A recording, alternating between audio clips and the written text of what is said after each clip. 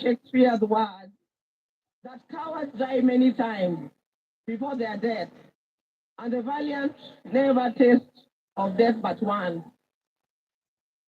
It is from that patch that Raila began his own long walk of freedom and liberation, applying himself to the cause as a debt that owed to past and due to the present generation.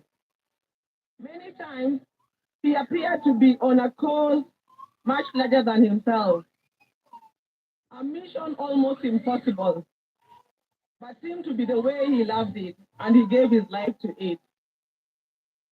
In emulating the giant footsteps of his father, and the spirit of selflessness that ran deep in his heritage, Raila Odinga, just as his father once declared that there could be no freedom without the release of their leader, Jomo Kenyatta, proclaimed Kibaki torture, a declaration that propelled NAC to bring an end to KANU's 40-year rule. This defining act was emblematic of the man himself. Raila Odinga was Raila Odinga. He never cared what others thought about him or his actions. He cared whether people bought into his vision and mission. Once he felt he had the mandate of the people, there could be no turning back. In the process, he became Kenya's ultimate political prisoner and one of Africa's best-known freedom fighters, a dedicated and down-to-earth servant of the people of Kenya, a headache to the corrupt elite, and a beacon of hope for those struggling for freedom not only in Kenya but across Africa and beyond. Generations to come will honor him and offer gratitude. Raila Odinga cared deeply about Africa and worried eternally about its decline. For that, he applied himself to peace and reconciliation missions across the continent whenever called upon. During the 1990s, he worked closely with the International Republican Institute as a resource person for peace and conflict resolution in the war-torn countries of Mozambique and Burundi, and offered similar support to peaceful electoral processes in Nigeria and Zimbabwe. He mastered Africa's conflict and the forces and issues behind him. The highest executive position he ever rose to was that of the Prime Minister of the Republic of Kenya.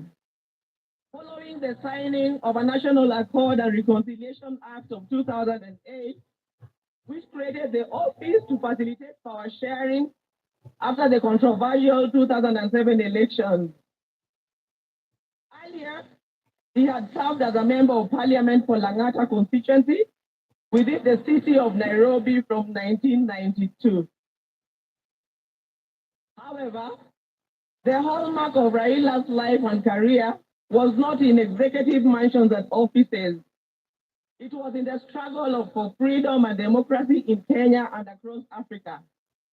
Many times telling the continent's dictators to set their people free.